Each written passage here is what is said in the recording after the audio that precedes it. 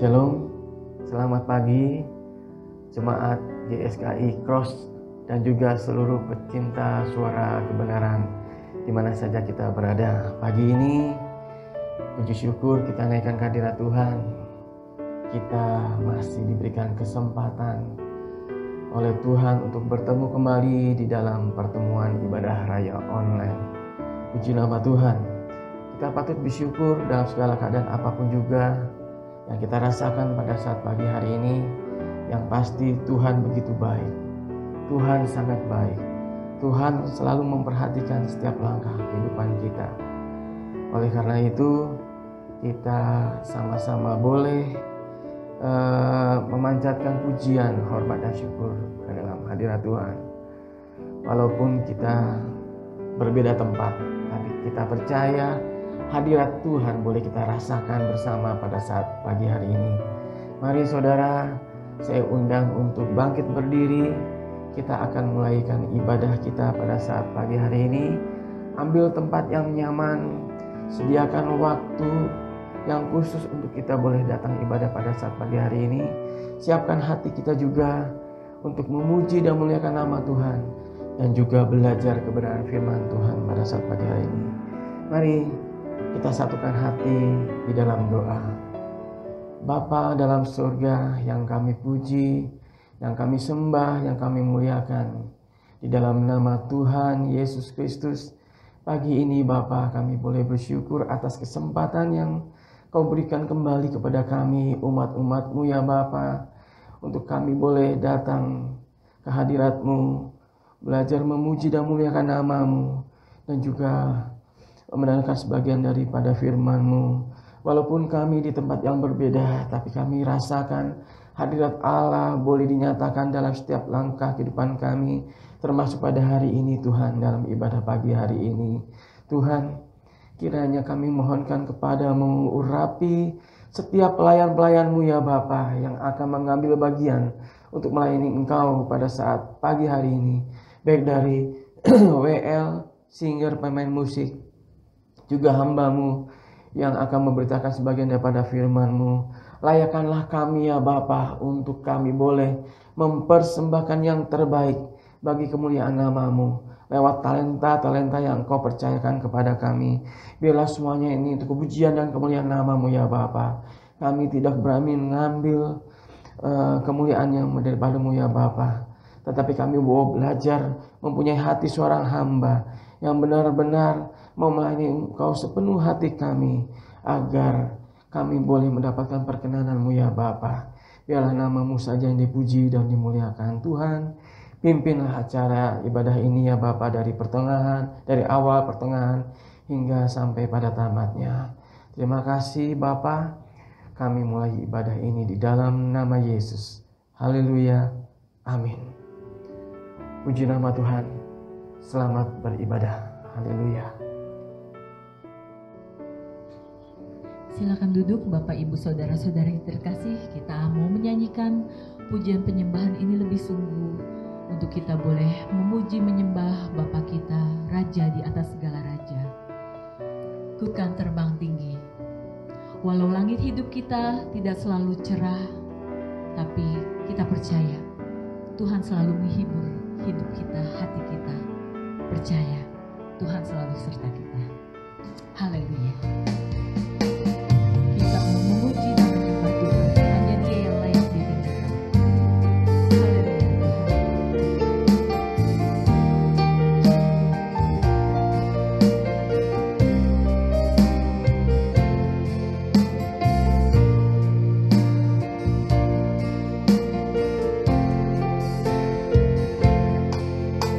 Langit hidupku tak selalu cerah.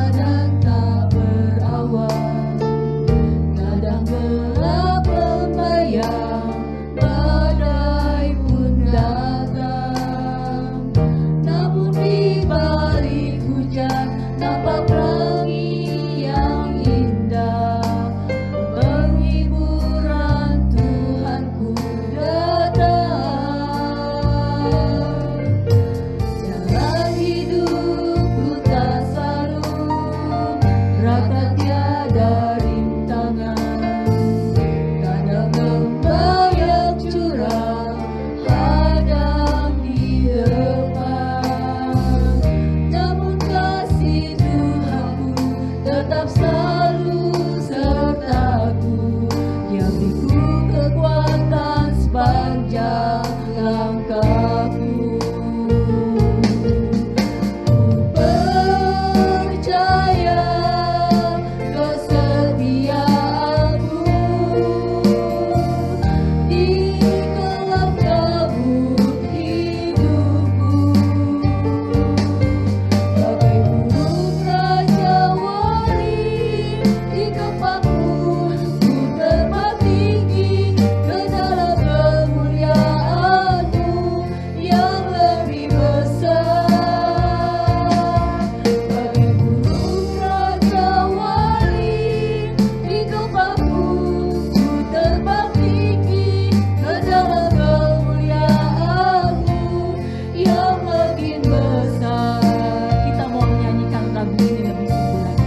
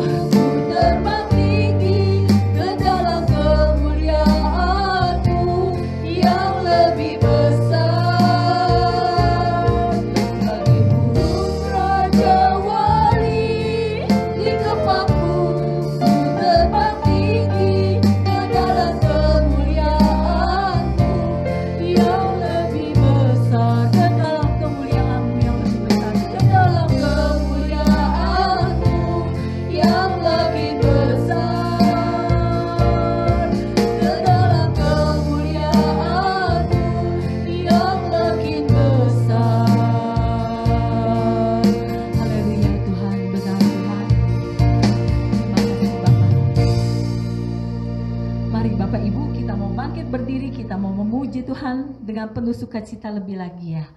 Mari kita mau bangkit berdiri, kita mau bersorak-sorai hanya untuk hormat kemuliaan Tuhan.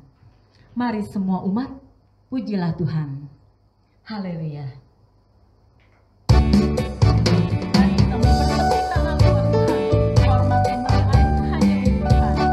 Haleluya. Terima kasih Tuhan. Mari semua umat puji Tuhan. Mari semua puji Tuhan di dalam hadirat-Nya. Dengan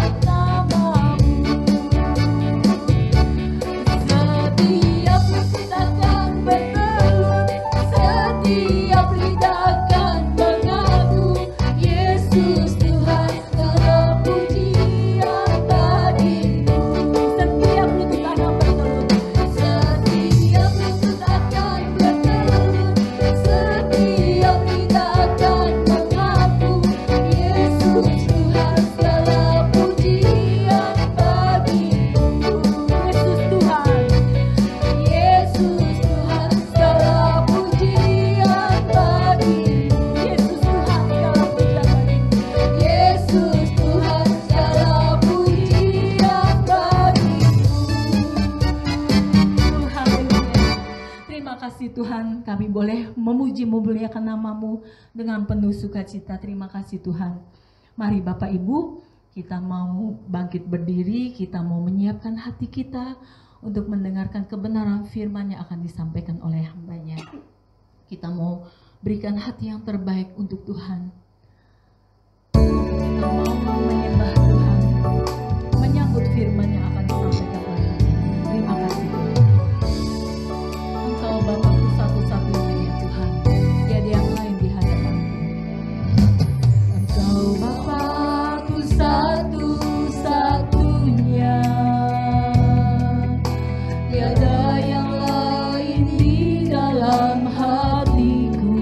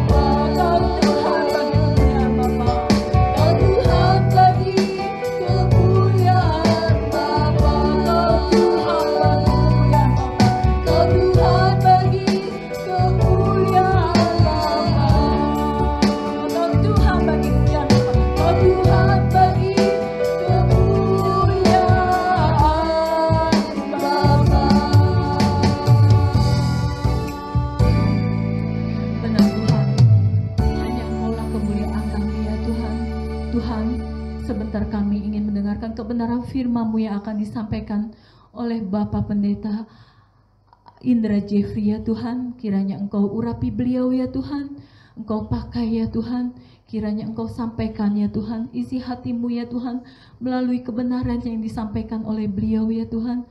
Kiranya Tuhan firman-Mu boleh menyapa kami, menegur kami, untuk kami hidup makin berkenan di hadirat-Mu ya Tuhan. Kami boleh ya Tuhan selalu diubahkan ya Tuhan, untuk kami boleh semakin ya Tuhan hidup kudus dan berkenan di hadirat-Mu. Bapa, kami mau duduk diam ya Tuhan, kiranya Engkau beri kami hikmat untuk kami boleh ya Tuhan mengerti setiap firman yang Engkau sampaikan melalui hamba-Mu. Berkati hamba-Mu ya Tuhan, kiranya Engkau pakai urapi lebih-lebih lagi ya Tuhan untuk menyampaikan kebenaran firman-Mu dimanapun beliau ditempatkan. Terima kasih Tuhan, kami serahkan ya Tuhan doa pengharapan kami ke dalam tangan-Mu. Haleluya, puji Tuhan. Haleluya, puji nama Tuhan. Kita sudah memuji dan memuliakan nama Tuhan pada saat pagi hari ini dengan pujian yang terbaik yang kita miliki untuk kemuliaan nama Tuhan. Saat ini tiba saatnya kita akan mendengarkan sebagian daripada firman Tuhan. Sebelumnya saya mengucapkan terima kasih kepada Bapak Gembala kita, Bapak Pendeta Hermawan Wijaya, yang sudah kembali mempercayakan saya untuk membawakan sebagian daripada firman Tuhan. Saudara sekalian, tema pada saat pagi hari ini kita mengambil tema tentang penghakiman. Bagaimana penghakiman dilihat dari sudut iman dan juga dari sudut perbuatan. Baik saudara, apa yang dimaksud dengan penghakiman? Penghakiman adalah suatu aktivitas yang menunjuk pada tindakan atau praktek investigasi, menilai dan menyatakan seseorang itu bisa dinyatakan salah atau benar, yang kemudian diberikan kebebasan atau sebaliknya dijatuhkan hukuman dengan didasari dengan undang-undang yang berlaku. Apakah itu undang-undang pidana, undang-undang hukum perdata, undang-undang hukum agama, dan lain sebagainya. Dan biasanya di dalam kita tahu di dalam penghakiman, di dalam suatu ruang sidang, saat berjalannya sidang digelar, ada seorang hakim yang memang ditunjuk untuk memimpin jalannya persidangan. Otomatis hakim itu mempunyai kualifikasi tertentu seperti memiliki disiplin ilmu sesuai dengan bidangnya, dan juga memiliki objektivitas di dalam memutuskan segala sesuatunya. Di situ juga ada jaksa penuntut, ada juga tim pembela, dan termasuk ada seseorang yang menjadi terdakwa. Terdakwa diadili berdasarkan perbuatannya. Perbuatannya yang melanggar hukum atau melanggar norma-norma hukum yang sudah ditetapkan sesuai dengan undang-undang atau hukum yang berlaku. Gak mungkin terdakwa diadili karena sukunya atau karena agamanya atau karena golongannya atau rasnya, tanpa adanya tindakan yang memang dianggap melanggar norma-norma hukum, saudara. Dan kita tahu kalau misalnya kita lihat secara garis besar, norma hukum di setiap negara hampir sama. Di mana ada hukum tentang jangan membunuh, jangan berzina, jangan mengucapkan saksi dusta, undang-undang ITE, termasuk juga undang-undang korupsi. Hampir semua negara menerapkan hal yang sama. Apakah itu negara nasionalis? Apakah negara demokratis? Apakah negara komunis yang katanya tidak percaya dengan adanya Tuhan? Tetapi hampir semua negara menerapkan hal yang sama. Menerapkan hukum-hukum yang menjaga agar manusia itu tidak terancam kehidupannya, tidak terancam bahaya, dan dijamin kebebasan maupun kenyamanannya. Hampir semua negara menerapkan hal yang sama. Ini sesuatu hal yang menurut saya luar biasa. Mungkin kebanyakan orang menganggap ini sesuatu yang wajar. Tetapi adalah sesuatu yang tidak wajar kalau ada negara yang mengaku bahwa negara itu memprioritaskan Tuhan atau agama di dalam kehidupannya, ternyata sama juga diterapkan oleh mayoritas negara yang katanya komunis atau tidak mengakui adanya Tuhan. tidak mengakui eksistensi dari keberadaan Tuhan. Nanti akan kita bahas lebih lanjut, saudara. Contohnya yang paling gampang adalah pelanggaran lalu lintas. Di setiap negara ada hukum yang mengatur tentang lalu lintas. Contohnya di negara kita setiap kendaraan itu harus berjalan di dalam lajur sebelah kiri. Di negara hampir Eropa itu ada yang di sebelah kanan. Jika kita melanggar berjalan di sebelah kanan, kita akan mendapatkan sanksi hukum, yaitu tilang. Dan saya yakin di setiap negara pun akan menerapkan hal yang sama. Ada dasar hukumnya dari perbuatan kita yang melanggar hukum itu tersebut. Termasuk melanggar hukum, contohnya yang gampang lagi yang di lalu lintas adalah lampu merah. Di setiap negara merah itu berhenti, kuning itu siaga, siap-siap atau berhati-hati, dan hijau itu kita diperbolehkan untuk jalan. Jika lampu merah kita memaksa untuk jalan, ada konsekuensinya jika kita ketemu dengan petugas lalu lintas, ya saudara.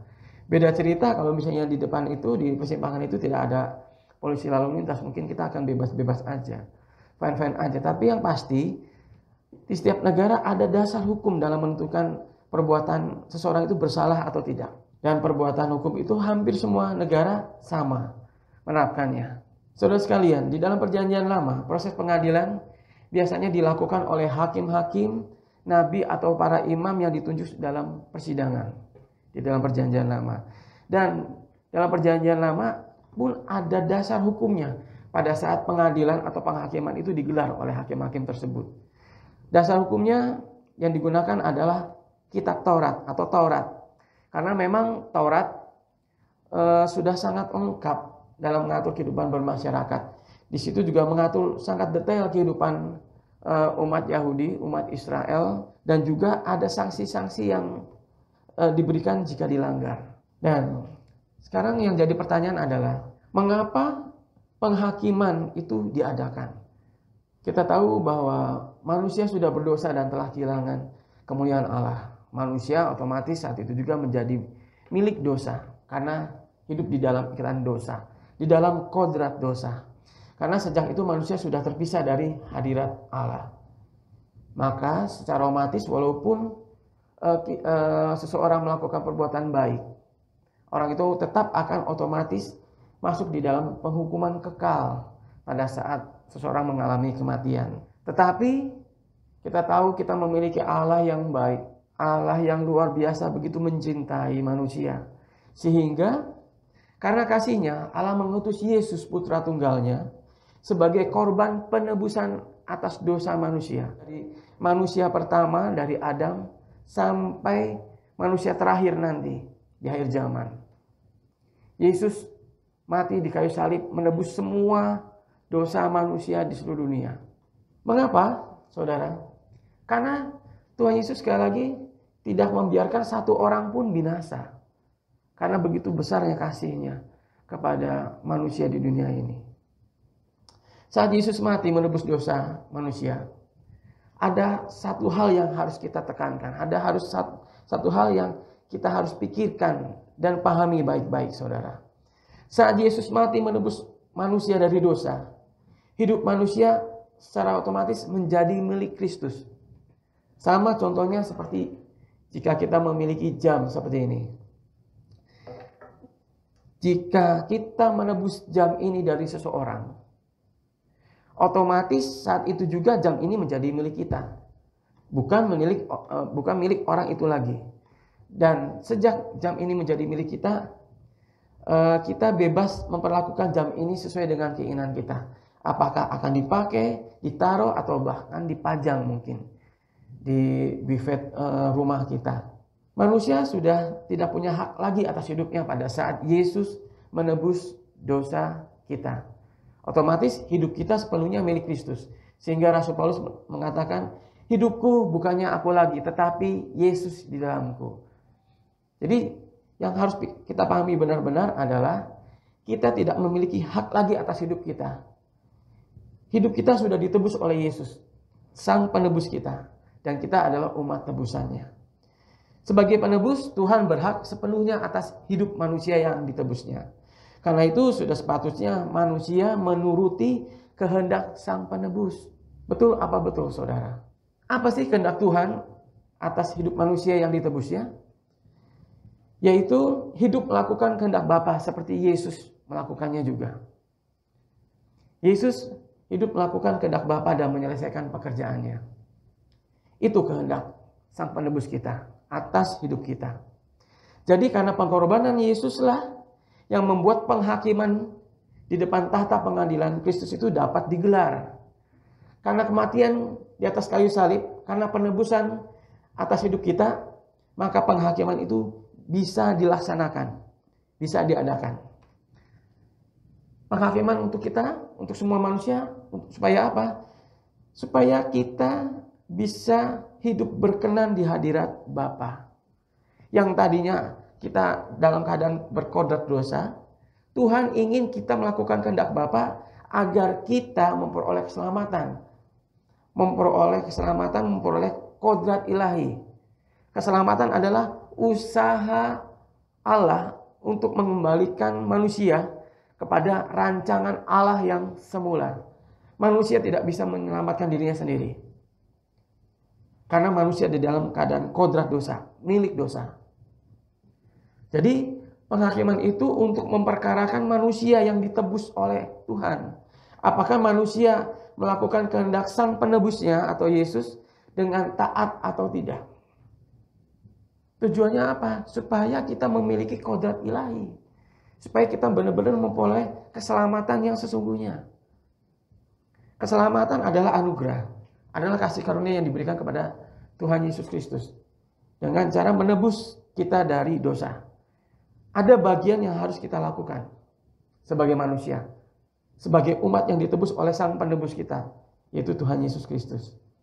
Jika Yesus tidak mati menebus manusia dari dosa, maka tidak ada tanggung jawab bagi kita untuk diperkarakan oleh Allah. Itu sebabnya kita percaya bahwa tidak ada keselamatan di luar Kristus. Seperti yang tertulis di dalam Alkitab. Dan keselamatan tidak ada di dalam siapapun juga selain di dalam Dia. Sebab di bawah kolong langit ini tidak ada nama lain yang diberikan kepada manusia yang olehnya tidak diselamatkan. Di dalam Kisah Rasul 4 ayat 12. Betul, saudara. Tidak ada keselamatan di luar Kristus. Perbuatan baik kita pun tidak akan menyelamatkan kita kalau kita masih dalam kodrat dosa. Tetapi sekali lagi, kita sudah menjadi umat tebusan Kristus yang telah ditebus oleh Sang Penebus kita, yaitu Yesus. Sudah selayaknya dan sudah sepatutnya dan sudah seharusnya kita mengikuti kehendak Sang Penebus kita. Karena kita tidak punya hak lagi atas kehidupan kita, yaitu melakukan kehendak Bapa. Dan kita akan diperkarakan di dalam pengadilan. Apakah kita taat dalam melakukan kehendak Bapa atau tidak? Melakukan kehendak Bapa itu berbicara mengenai perbuatan. Melakukan, ada sesuatu yang dilakukan, ada sesuatu yang diperbuat. Dan melakukan kehendak Bapa berarti ada sesuatu yang sudah ditetapkan. Apakah penetapan Tuhan yang harus kita lakukan itu kita lakukan dengan taat atau tidak? Itu yang akan diperkarakan nanti di pengadilan. Yang jadi pertanyaan adalah, kapan penghakiman di depan tahta pengadilan Kristus itu diadakan?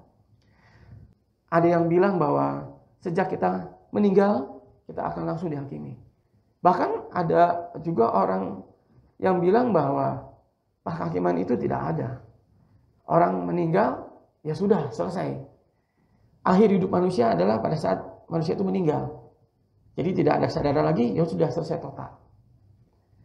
Tetapi di kalangan Kristen sendiri, tentang makna dari meninggal itu atau kematian itu belum satu pemahaman, saudara sekalian. Ada juga yang bilang bahwa meninggal itu sudah meninggal manusia dalam keadaan tertidur. Ada. Tapi dari segi eksegesis maupun hermeneutika kita bisa melihat di dalam Alkitab kita bahwa saat manusia meninggal, rohnya akan masuk ke dalam dunia orang mati. Atau ke dalam Hades bahasa Yunaninya, atau Sheol dalam bahasa Ibrani. Atau dalam bahasa umum yang kadang banyak kita dengar adalah dengan istilah intermediate state. Dan pada saat kita masuk dalam dunia orang mati, roh kita masih dalam keadaan sadar, saudara.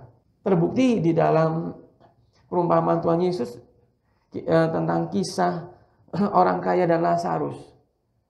Kita lihat pada saat orang kaya itu meninggal dan Lazarus itu meninggal, mereka ditempatkan di dalam Hades, dunia orang mati, dan dalam keadaan sadar. Dari situ kita bisa belajar bahwa Hades ada dua tempat. Yang pertama adalah Hades yang nyaman. Hades yang nyaman ditempatkan untuk orang-orang yang meninggal, yang hidupnya berjuang untuk melakukan kehendak Tuhan dengan taat. Melakukan perbuatan-perbuatan yang menyenangkan hati Tuhan. Berusaha untuk hidup takut akan Tuhan. Dan orang itu pada saat meninggal akan ditempatkan di dalam Hades yang nyaman. Dan Hades yang tidak nyaman ditempatkan bagi orang-orang yang selama hidupnya masih berkompromi dengan dosa walaupun tahu tentang kebenaran. Masih menunda pertobatan sehingga waktunya habis pada saat dia meninggal. Sudah tidak ada waktunya lagi untuk bertobat. Tidak ada waktunya lagi untuk mempersembahkan yang terbaik bagi Tuhan. Padahal dia sudah diberikan talenta oleh Tuhan. Dan apalagi bagi orang-orang yang di luar Kristen, saudara, yang hidupnya memang tidak berkenan di hadirat Tuhan. Tetapi jangan salah, banyak orang pun di luar Kristen, di luar orang yang mempunyai iman Kristen, hidupnya berkenan di hadirat Allah. Apa iya? Nanti akan kita bahas selanjutnya, saudara. Jadi penghakiman itu dimulai saat adanya kebangkitan tubuh di akhir zaman nanti. Sesuai dengan yang tertulis dalam kitab Daniel 12 ayat 2. Jadi manusia meninggal, masuk intermediate state, dibangkitkan, dihakimi, dan kemudian masuk ke dalam kekekalan.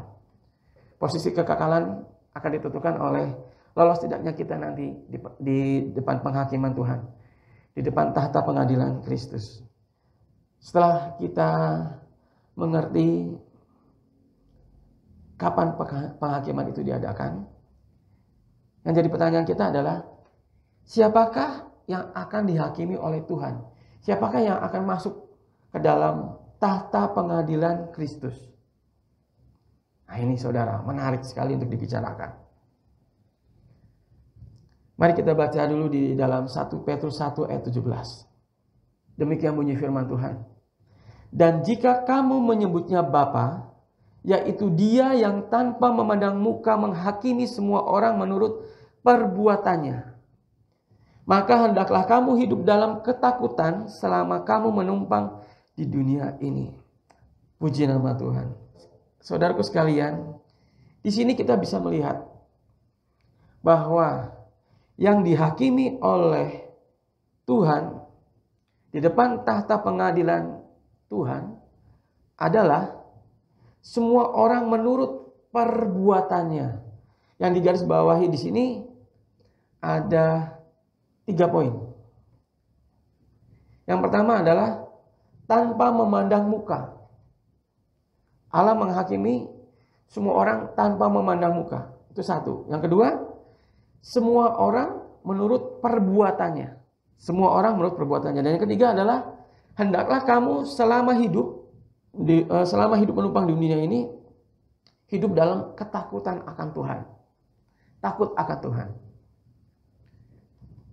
Takut akan Tuhan sebenarnya kalau diterjemahkan secara bebas pada saat kita menciptakan kepada anak-anak sekolah minggu, kita takut berbuat dosa.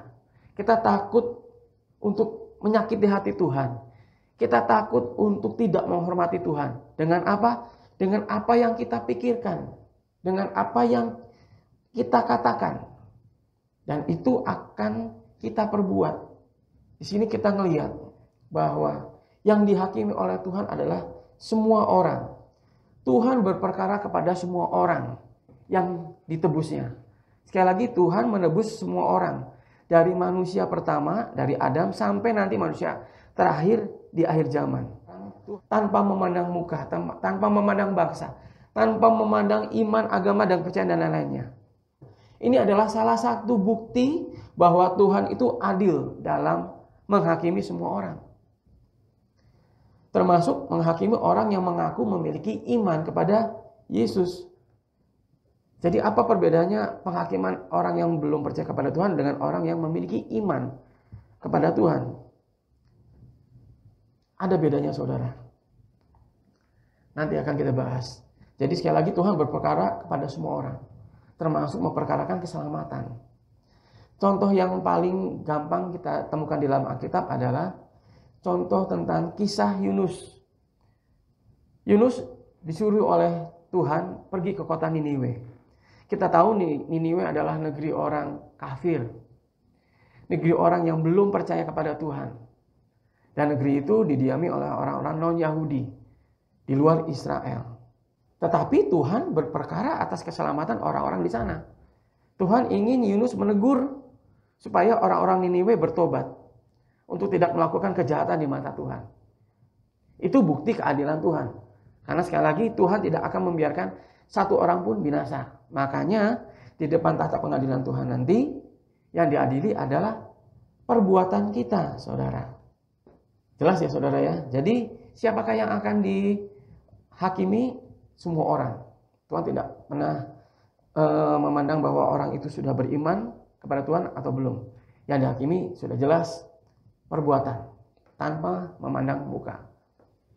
Oke. Dari situ kita akan bertanya, loh, berarti apa gunanya kita beriman kepada Tuhan Yesus? Kita mengakui Yesus sebagai Tuhan dan Juru Selamat. Kalau kita pun nanti pada saat penghakiman diadili sama dengan orang lain. Dasarnya perbuatan, tingkah laku kita. Oh, ada bedanya saudara. Ada bedanya. Walaupun memiliki dasar yang sama yaitu perbuatan, tetapi akan ada bedanya. Nah, bedanya adalah pada saat kita lolos nanti di pengadilan nanti. Satu. Yang kedua, bedanya adalah dasar dari penghakiman itu. Hukum yang dipakai untuk mengadili kita itu beda dengan orang-orang yang belum percaya kepada Tuhan. Walaupun dasar penghakimannya adalah sama. Perbuatan yang akan diadili, yang akan dihakimi. Di dalam kitab Wahyu 20 ayat 12. Kita akan baca sedikit ya. Dan aku melihat orang-orang mati besar dan kecil berdiri di depan tahta itu, lalu dibuka semua kitab. Dan dibuka juga sebuah kitab yang lain, yaitu kitab kehidupan. Dan orang-orang mati dihakimi menurut perbuatan mereka, berdasarkan apa yang ada tertulis di dalam kitab-kitab itu. Di dalam ayat ini kembali ditegaskan bahwa yang dihakimi semua manusia, termasuk orang Kristen, adalah perbuatan. Dalam banyak ayat di Alkitab memang semuanya menjelaskan bahwa dasar dari penghakiman Tuhan adalah perbuatan dan bukan iman. Kenapa bukan iman?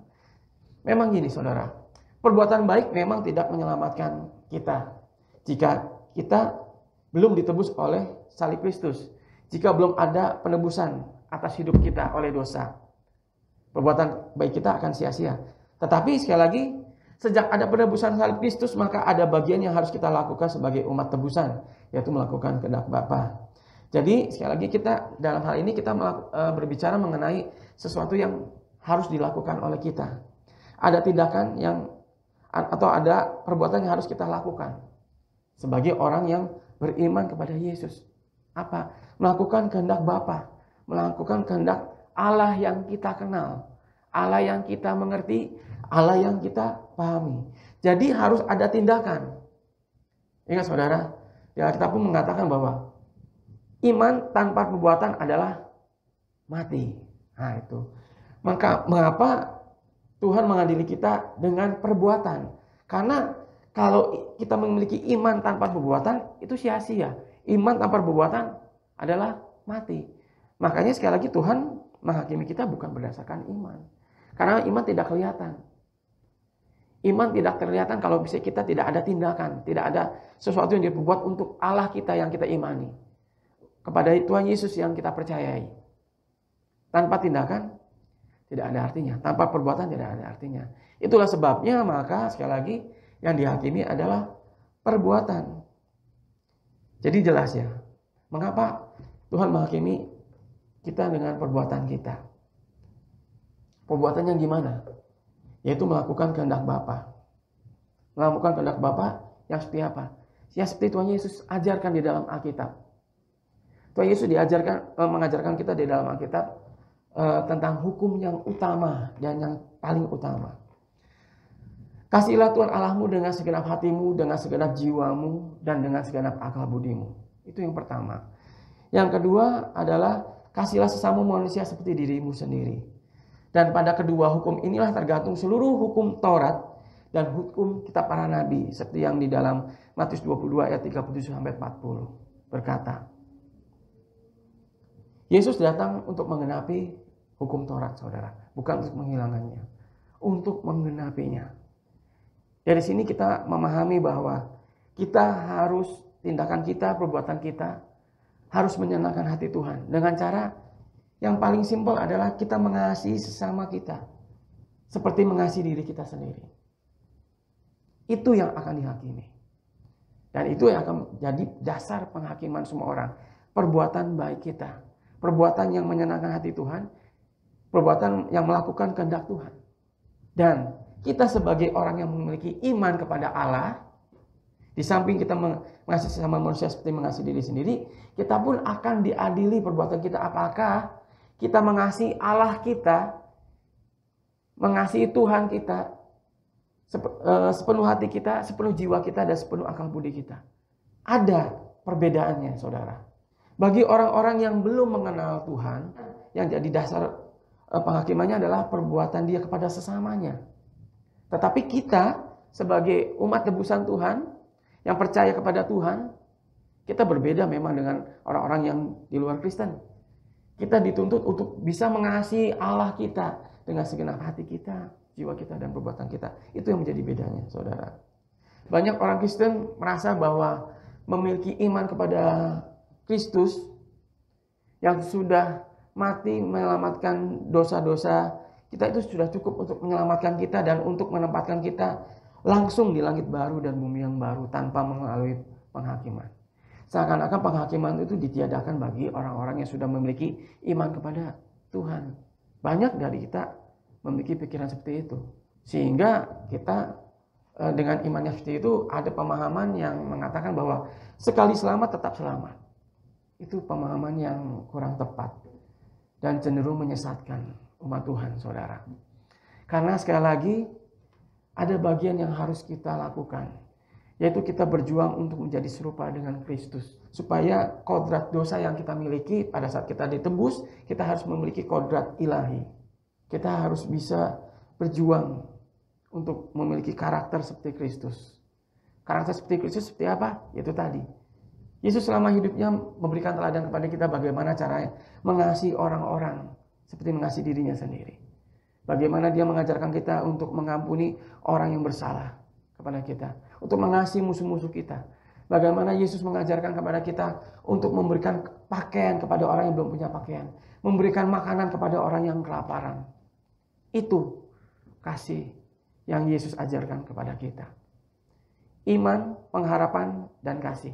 Dan yang paling besar adalah kasih. Kasih yang diungkapkan, yang diapresiasikan di dalam perbuatan. Kita tahu di dalam Roma pasal 2 ayat pertama sampai ayat terakhir, di situ berbicara mengenai penghakiman bangsa-bangsa. Bangsa Yahudi atau bangsa Israel memiliki hukum yang mengatur tata kehidupan di dalam kehidupan bangsa Yahudi. Dan menurut hukum itulah bangsa Yahudi akan diadili. Apakah hukum Taurat yang dia terima itu sudah dijalani dengan taat atau tidak. Taurat dan Sunat tidak akan menyelamatkan orang Yahudi, sekali lagi.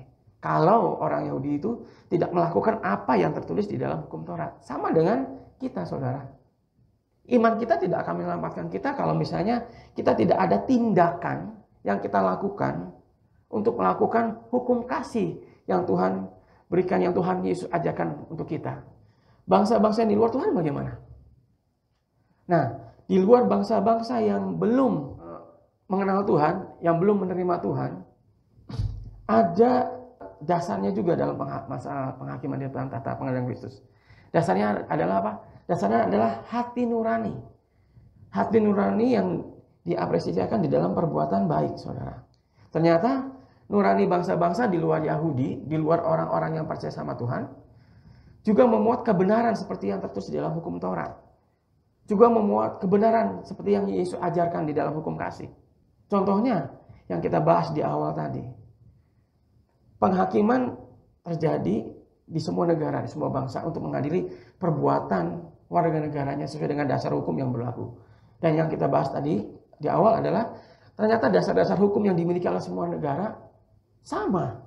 Hampir sama dengan dasar-dasar hukum yang dimiliki oleh orang-orang yang percaya sama Tuhan. Buktinya apa?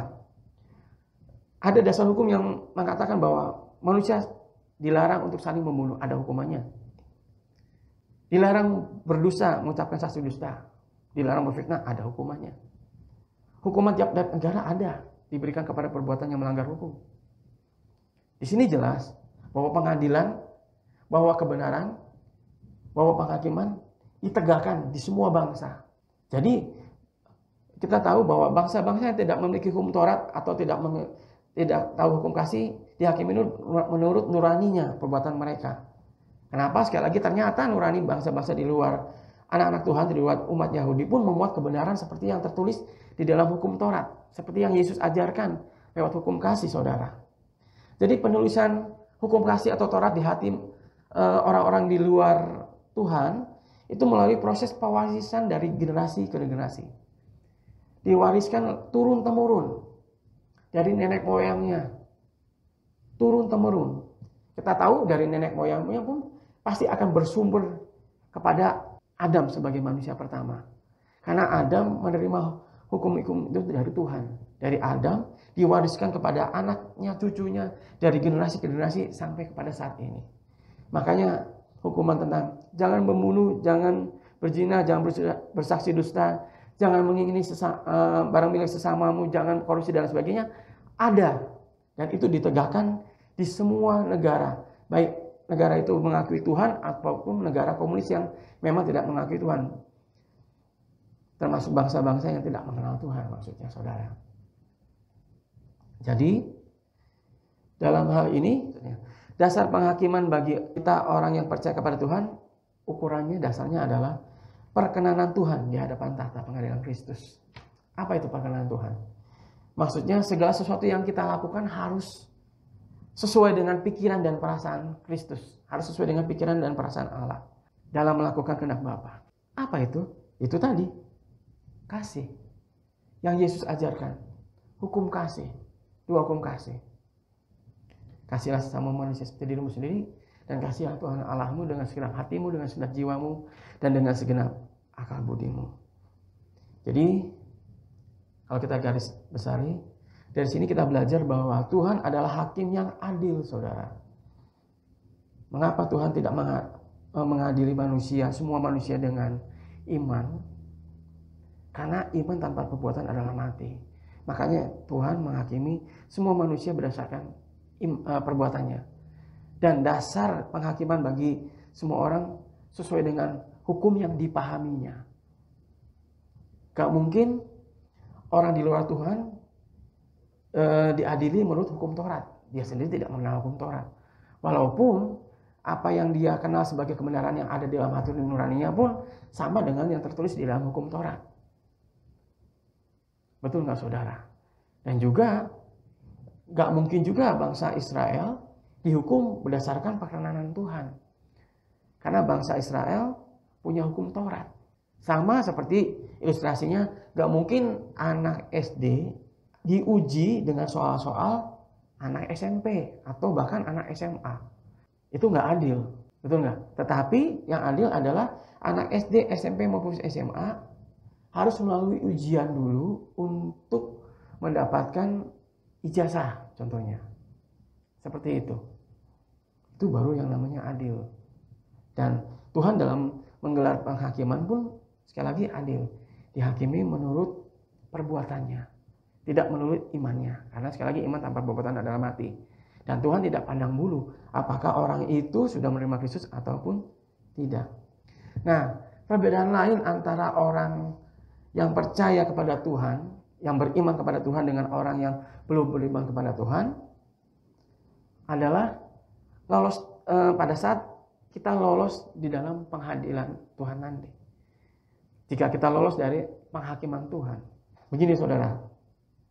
Jadi Kalau orang yang tidak lolos penghakiman Tuhan, otomatis orang itu akan langsung masuk ke dalam Gehenna, di dalam neraka. Neraka atau Gehenna sama saja saudara. Gehenna artinya lebih tepatnya danau api atau lautan api atau neraka. Otomatis. Tetapi pada saat semua yang lolos pengadilan yang diukur mengenai perbuatannya, bagi yang di luar Kristus, maksudnya orang-orang yang belum percaya kepada Kristus tapi dia lolos dari pengadilan, dia akan menjadi masyarakat surga. Dia akan masuk ke dalam surga, tetapi sebagai masyarakat saja, sebagai penghuni surga. Tetapi orang yang memiliki iman kepada Tuhan, yang memiliki kepercayaan kepada Tuhan, akan sampai kepada Allah Bapa, di mana Allah Bapa ada di dalam kerajaan surga. Makanya ada ayat yang mengatakan bahwa tidak ada seorang pun yang sampai kepada Bapa tanpa melalui aku. Itu maksudnya bukan karena tidak ada keselamatan jika tidak memiliki iman kepada Tuhan, bukan. Tidak ada seorang pun sampai kepada Bapa tanpa melalui aku. Itu maksudnya bahwa jika kita ingin masuk ke dalam kerajaan surga, kita harus mengimani Yesus sebagai Tuhan dan Juru Selamat.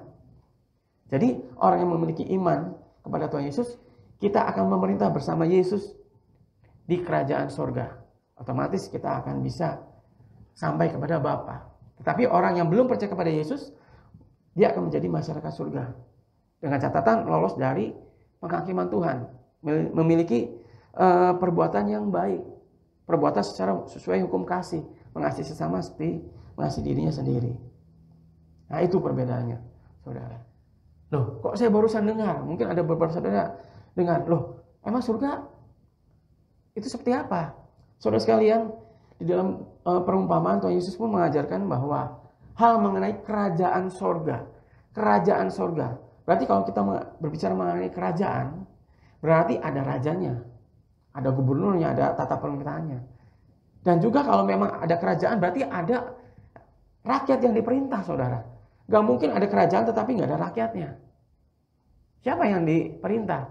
Makanya kan ada tulisan yang mengatakan bahwa kita akan memerintah bersama Tuhan. Berarti kan ada yang diperintah. Yang memerintah adalah kita yang memiliki iman. Iman kepada Yesus sebagai Tuhan dan Juru Selamat. Yang diperintah adalah orang-orang yang masuk dalam surga tetapi belum memiliki iman kepada Tuhan. Tetapi memiliki perbuatan baik dan lolos dari penghakiman otomatis, saudara. Nah itu yang akan menjadi perbedaan antara orang yang memiliki iman atau tidak. Tetapi sekali lagi di depan penghakiman, di depan tata pengadilan Kristus, Tuhan tidak pandang bulu, Tuhan tidak melihat iman kita. Tetapi semua orang akan diadili, dihakimi menurut perbuatannya sesuai dengan hukum yang dipahaminya. Bangsa Israel dasarnya adalah hukum Taurat. Orang-orang di luar Israel atau orang-orang percaya, dasar hukumnya adalah hati nuraninya yang melakukan perintah Kristus, mengasihi sesama, tidak membahayakan orang lain semasa hidupnya. Dan untuk orang percaya seperti kita yang memiliki iman, dasarnya adalah perkenanan Tuhan, melakukan kehendak Bapa, melakukan hukum kasih dua-duanya, mengasihi Allah dengan segenap hati, jiwa, dan akal budi, dan mengasihi sesama seperti diri sendiri. Itu yang akan masuk di dalam kerajaan surga. Puji nama Tuhan, saudara. Lewat kebenaran firman Tuhan pada saat pagi hari ini, mari kita jangan menunda pertobatan kita untuk melakukan hal-hal yang Tuhan ingin kita lakukan. Perbuatan baik, yaitu mengasihi sesama manusia yang mengasihi Allah dengan sepenuh hati kita, seperti mengasihi diri kita sendiri. Jangan berkompromi lagi dengan dosa. Pada saat kita menunda pertobatan kita, sama saja kita menolak proyek keselamatan yang Tuhan sudah berikan kepada kita. Mari saudara, apa yang mau kita pikirkan, apa yang mau kita lakukan, apa yang mau kita katakan, sudah sepatutnya kita mempertimbangkan itu semua. Apakah segala sesuatunya itu menyenangkan hati Tuhan atau tidak. Pada saat kita mau berbohong, pikirkan apakah berbohong itu menyenangkan hati Tuhan atau tidak. Pilihan ada di tangan kita. Pilihan kita hari ini akan menentukan posisi kita nanti di kekalan nanti. Apakah kita lolos atau tidak lewat penghakiman. Pada saat kita mau marah, kita harus bisa menahan emosi kita, menguasai diri kita. Apakah itu menyenangkan hati Tuhan atau tidak? Karena sekali lagi perbuatan kita lah yang akan diadili, saudara. Karena kita sudah tahu kebenaran. Dan kita yakin bahwa akan ada selalu kesempatan yang Tuhan berikan selama kita masih diberikan nafas hidup. Jadi pergunakan kesempatan yang kita punya untuk melakukan kehendak Bapa. Dengan cara melakukan apa yang Tuhan Yesus mau untuk kita lakukan. Supaya kita tidak ditolak pada saat penghakiman nanti. Puji nama Tuhan, saudara. Baik saudara, ada beberapa pengumuman yang bisa kami sampaikan, bisa saya sampaikan pada saat pagi hari ini. Yang pertama adalah doa pagi. Doa pagi ini dipimpin oleh Bapak Gembala Senior kita, yaitu Bapak Pendeta Dr. Erastus Sabdono, yang diadakan via Zoom. Sekali lagi jam 5 pagi setiap hari saudara. Pengumuman yang kedua adalah setiap Jumat jam 8 malam diadakan pendalaman Alkitab, dan ini akan dipimpin oleh gembala kita Bapak Pendeta Hermawan Wijaya. Puji nama Tuhan, saudara. Saya undang untuk bangkit berdiri. Mari kita akhiri ibadah pertemuan kita pada saat pagi hari ini.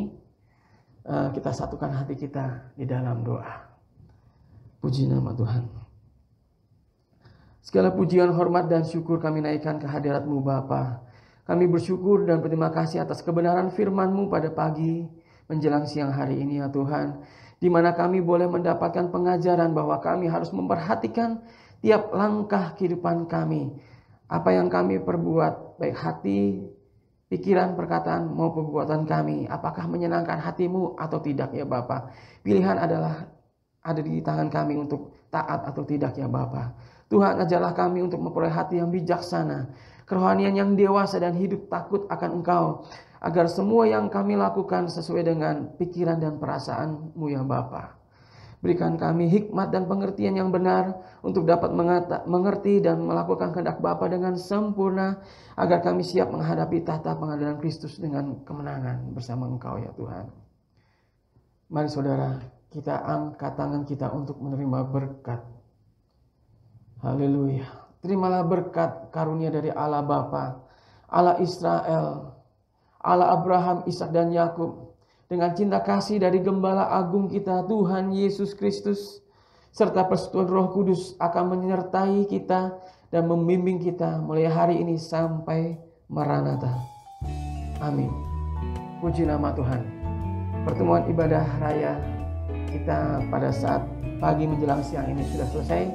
Kiranya kita mendapatkan berkat yang luar biasa dari Tuhan. Semoga penyertaan Tuhan boleh menyertai kita sekalian sekarang sampai selama-lamanya. Puji nama Tuhan, sampai bertemu minggu depan di dalam pertemuan ibadah raya berikutnya. Tuhan memberkati kita sekalian. Shalom. Haleluya, puji Tuhan.